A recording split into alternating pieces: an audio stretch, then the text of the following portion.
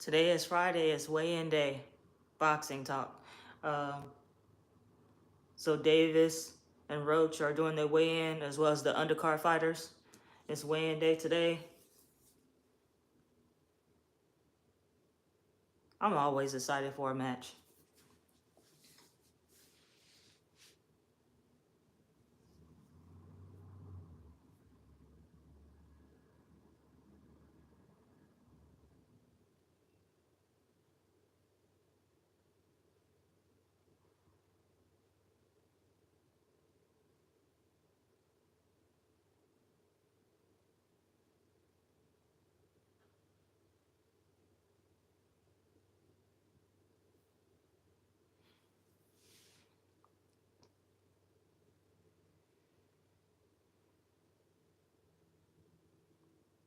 If you've been following me for February, congratulations to you on your cardio journey. And when I say follow, it's just because you're joining me in my cardio journey. It is cardio your way. My way is boxing this year. If you're not doing boxing for your cardio, either way, however you're getting to it, congratulations to you. We started in January.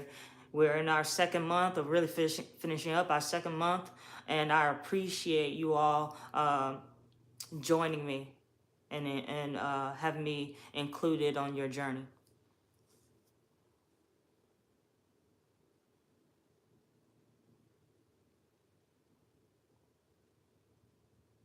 A lot of times I'll post me hitting the heavy bag, but that's not all of my boxing conditioning. I do a lot on the recumbent bike, the treadmill, the Stairmaster, row machine. The row machine is not setting well with my shoulder right now, so I'm taking that out. I'm going to take that out for March.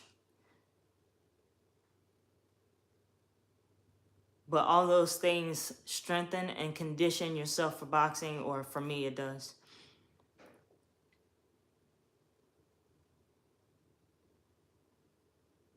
And the weather's starting to change, so I can get outdoors and do my road work, which really consists of a fast walk or a slow walk. I really don't run like that too much anymore, so there it is. Sheba, I hope I'm pronouncing that right. What's going on? Not too much. We're talking boxing and cardio talk. So if you're into boxing, it's a great weekend lineup. It's coming on Prime Video and pay-per-view with the Davis versus Roach fight.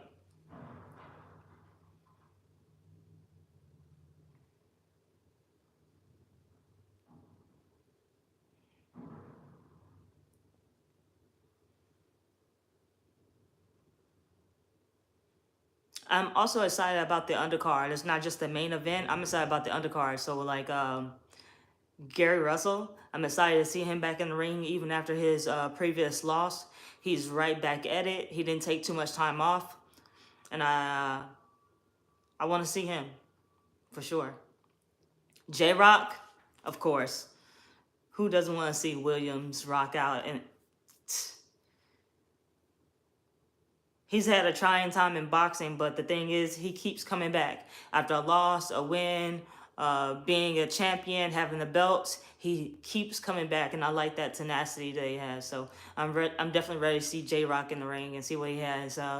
He looked really lean yesterday, so I would like to see him during the weigh-in and see how lean he looks, as well as tomorrow during the fight, see if he puts that weight back on in a healthy way, which won't slow him down during the fight. But he looked really lean yesterday. Jeez. I'm saying that because it's almost like too lean, but we'll see.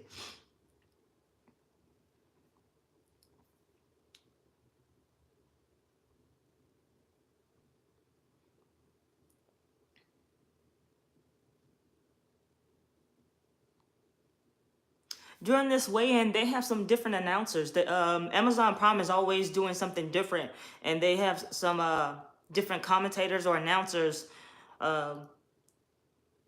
doing the pre-event before the weigh-in. I think these guys here are mainly podcasters, and I'm still getting familiar with what their podcast is, but they have great commentary. They bring up good questions. And Roy Jones Jr. is sitting in the middle of them, just bringing that energy that he brings, that knowledge of boxing and his perspective on each athlete, which is really cool.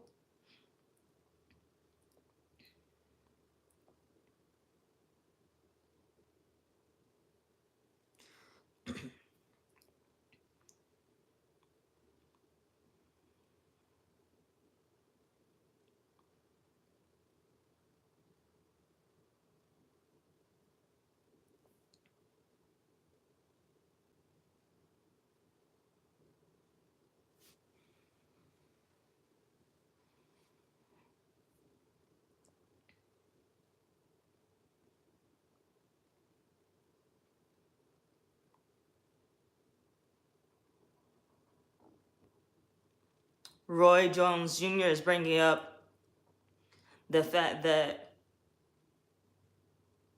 they know each other, so they have history. It's not just another opponent talking trash. It's an opponent that knows you.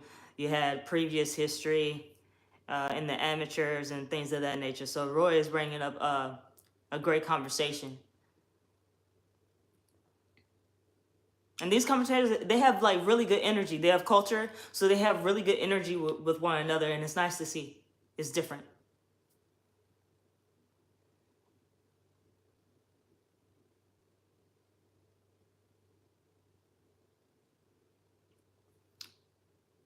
As well as, you guys know, absolutely love the outfits. So I'm waiting to see what every boxer outfit looks like. I don't care if it's the prelims, the undercard, the main event. I want to see what the outfits look like, the shoes, the robe, or whatever they choose to wear as, that warm-up fit. Yeah, definitely want to see that. That's my thing.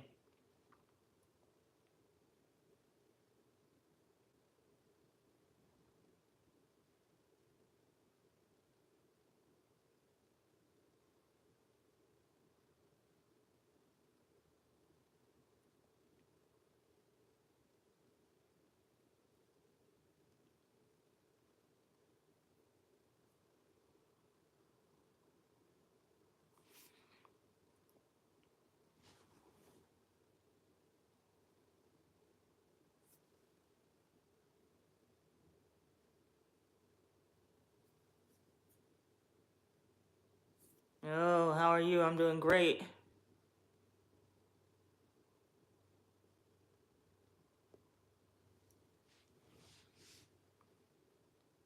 If y'all could put in the chat who you going for tomorrow, as far as like the boxing undercard or main event. If you just want to talk Tank and Roach, or Davis and Roach, do that. So who you going for? I've been a Tank Davis fan since he was uh, rocking with Adrian Broner, being that little brother energy with Adrian Broner before he was even signed. So it's no need for me to switch up now.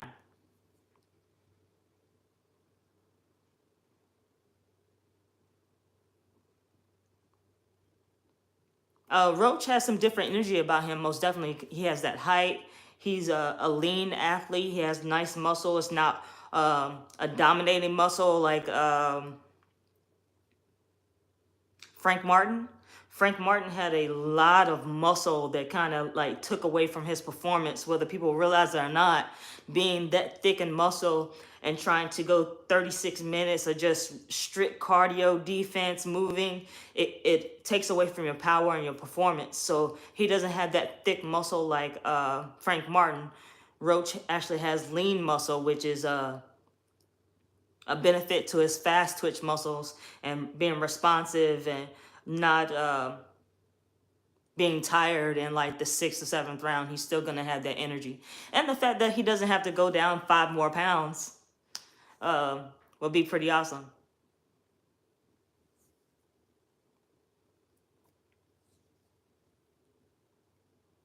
I am not a boxing commentator. I just train with boxing. I like to talk about it.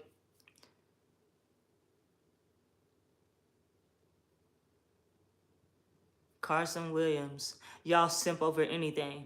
Fake background. Don't want to expose the crack house. It's really early in the day to be so negative, Carson. Yeah.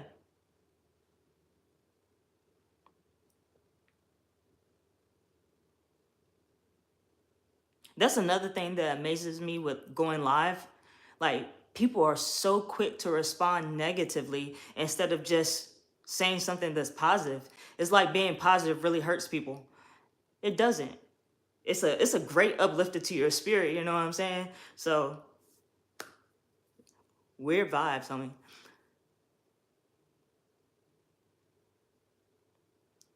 Chevy, well, hell, Miss Knockout. Humano. I'm not sure if I said that correctly.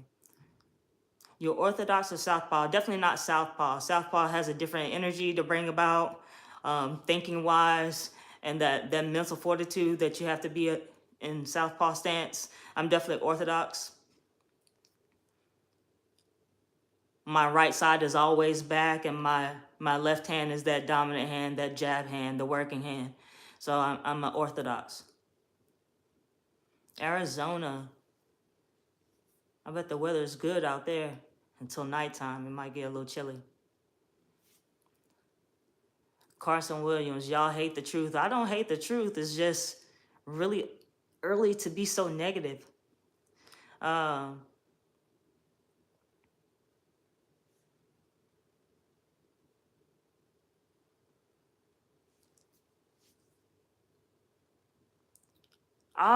Stitch, thank you for liking and subscribing. I appreciate you. So if you care to, any of y'all, please like, subscribe. You already leaving a comment. Just remember that in your comments, you know what I'm saying? You don't have to be so quick to be negative. Positive is always uplifting and a better thing to leave, especially when you're typing in a chat. That thing kind of lasts forever. So your words kind of linger out there. So think about what you want to say before you say it. And don't be so negative. You can also dislike the video. So they have a like button and a dislike button. Dislike it. I can understand a dislike rather than filtering through your negative comments, because there's really no need for that. I have a question. If someone right-handed, should I be Orthodox? And if someone left-handed, then Southpaw? I'm gonna say your stance is your stance.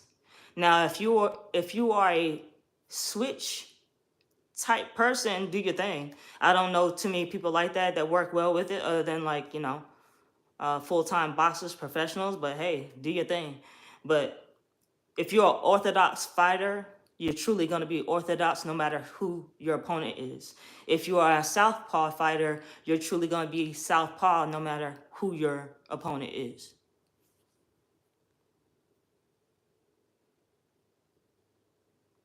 Just remember, in being a Southpaw fighter, you have to think like 3 or 4 times ahead. It's like a chessboard. You have to truly be ahead of your opponent, thinking wise and skill wise, and what they're gonna throw and how to move your feet with that. So it's a different game with that. It's not a double think. It's really triple, quadruple thinking, like chess. Like you're really steps ahead of them in movement, hand movement, placement, where you're gonna throw the punch, how you're gonna counter it, and your feet.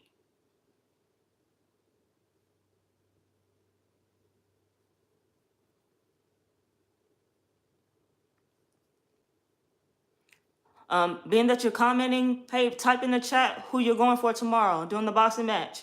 The undercard, main event, who you rocking with? One undercard fight that I want to see is Gary Russell Jr. I really want to see him fight. Even in his previous fight when he lost, I thought he still did a great job in just maneuvering and maintaining like a mental fortitude and a resilience through the whole match. So this one, I really want to see him conquer it and become a champion and win again, so it can uplift his spirits and just give him that confidence back. So Gary Russell on the undercard, really want to see him. And of course, the main event, Tank versus Roach. That's the whole goal, right? And I'm not gonna switch teams now during this match at all. Although Roach seems like a great opponent, I'm still rocking with Tank. I don't think the height is a huge play for him because he fought Mario Barrios, and he's pretty tall. Like Barrios is really tall and lean, so that height really didn't mess with Tank too much. As far as like getting in there and finding his range, maybe so, but once he found his range, he was top notch. So I think the height of Roach won't play too much of a factor. It's just 3 or 4 rounds and him finding range. Oh, you like Davis? All right, for sure. I appreciate you subbing. Thank you, Humano. If I'm Humano or Humano, if I'm saying it wrong, I apologize. But thank you for subbing, and you're rocking with Davis too. Cool. Yes. Just to switch topics real quick, somebody mentioned in the chat Earl Spence. That happens to be my favorite welterweight champ. Not of all time, but within the, like, 80s and 90s babies, for sure. Earl Spence Jr. is my favorite welterweight, and I hate that he lost against Terrence Crawford just because in my head he was gonna rock him, and it didn't play out that way. But even with him losing, he has been out. He's been out the game for a long time. So it's like, okay, even if you come back, it's gonna be like tough. It's just gonna be tough on the re-entry because he's been out of the game for so long. As well as I have no clue who's training him now.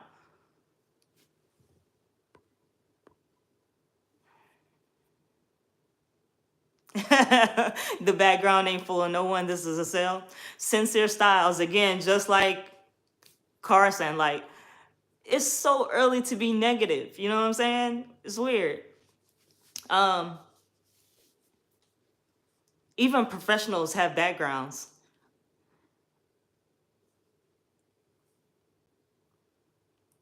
So if you tune into the weigh-in,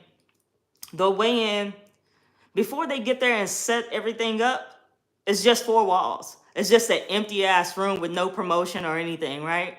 So once they get it all set up, they have backgrounds of sponsorships. They have backgrounds of the fighters, so you don't see that boring ass room not promoting anything. So just remember that even professionals have backgrounds. So you guys coming on here commenting about a background is just negative. Oh my gosh. And it's so early still. It's not even 4 o'clock yet. Like, you gotta let some portions of the day get to you before you start being negative. Like, some of y'all just woke up, haven't even brushed your teeth, your tongue, and you care to chat negatively. Go brush your teeth first. But getting back to the topic, professionals have backgrounds because they want you to have something intriguing to look at. And if you notice, my background is books. Y'all didn't even comment about that. Oh man, Shorty got books back there. She must read. Or, you know what? That look like a whole book studio. It's just my background has to be a cell. It has to be this. That is so negative. Look at the books on the shelf. Look at the high rise in the background. You have a view. It's a window with a view. It's not just small shelves. The shelves are stacked up to the ceiling with books. So professionals have backgrounds.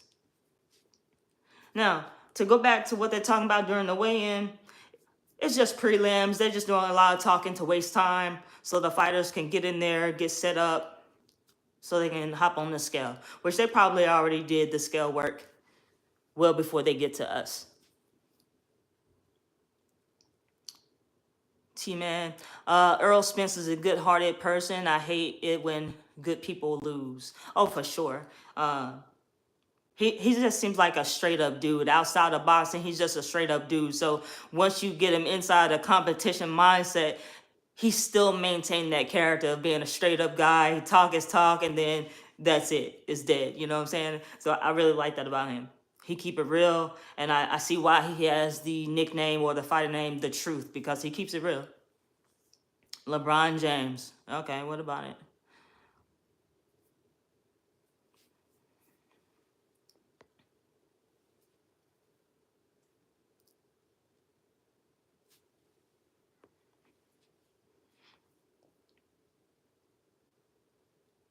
Hey, they got Coach Calvin. They're about to talk to Coach Calvin again. The Amazon Prime is really doing it different with the commentators and the people that are announcing things right now. So you would typically have the commentators from like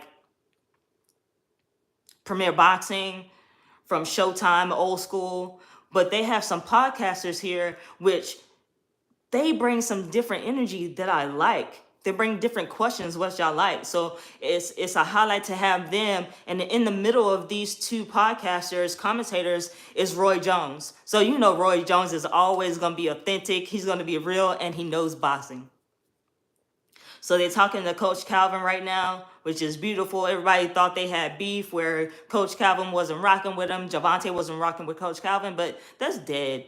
I think that's just culture. People like to stir the pot a little bit. But Javante said it several times that Coach Calvin ain't going nowhere. You know, that's a father figure to him, and he's been with him since he's little, and he's not going nowhere. Just because y'all see him less means nothing. So I think that's awesome. And that's a true testament to manhood, relationships, and just older men being that father figure or that mentor to younger men. I really enjoy that.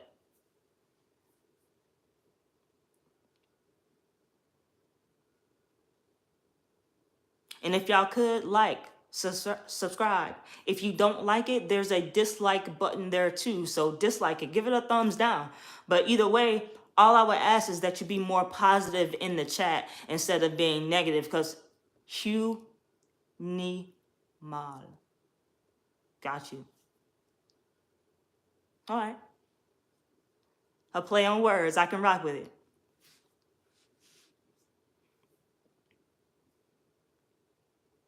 By chance, do you box? Just because the play on names is like a great play on names. So, you know, you might be a straight animal beast in the ring, um, which is a great phrase, a great name. Again, if you leave a comment, it's not that I'm requiring you to just leave positive things. It's just negativity takes hold of people so much and it's not needed. The energy to be positive probably requires more out of you, but it also gives back a lot more. So be mindful of what you type into the chat, because it's not just me that has to read it, it's other people that read through your negativity, and it doesn't have to exist in that way. We're just rocking live, we're just talking with each other, you know what I'm saying? But I appreciate y'all, I thank y'all.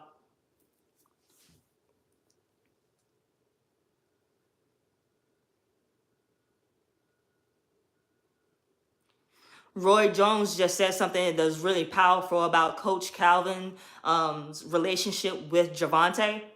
That it's not just coaching, it's fatherhood, but it's fatherhood where he can take a step back and allow Javante to grow and blossom into manhood in the way that he wants. He doesn't want to be little brother. He don't want to be little kid anymore. He wants to be looked at as a grown man, speaking and representing himself well. And I think that Calvin being able to take that step back is beautiful. A lot of people talk about, for example, Devin Haney and his father's role in his management, that his father does too much talking for him. And in a sense, it's a little true.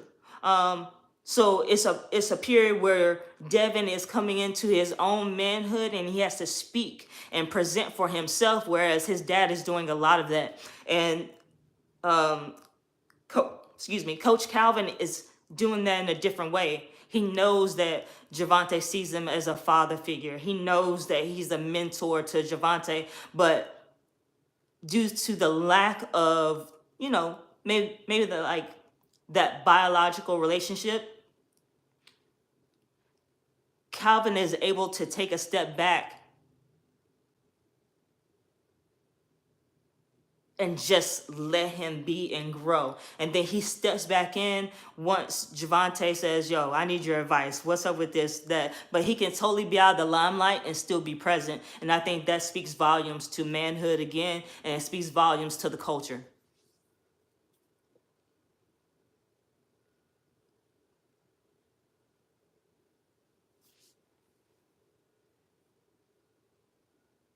And you can just tell that everybody's energy with this fight, this camp is different. Coach Calvin's energy is presenting different even. It's like, he's stressed less. Um, he's confident in his teaching in Gervonta, where he's not worried about what he's saying. He's not worried about how he's presenting himself. He's just there and he's present. As well as Gervonta, during a lot of these interviews, he's truly being himself. Sometimes he dips out of the interview. He don't even play the whole thing through. He takes a few questions and that's it. When he answers, he's no longer stuttering over his words and confused. He actually knows what he wants to say in his own voice and, of course, that dialogue. So he's definitely a street talker. So he talks in his own way, and I think that's a testament to who he is, his character. He's been showing up to the pressers, to the media workouts, and to like different like interviews by himself. Man, that's a highlight. That's a great highlight.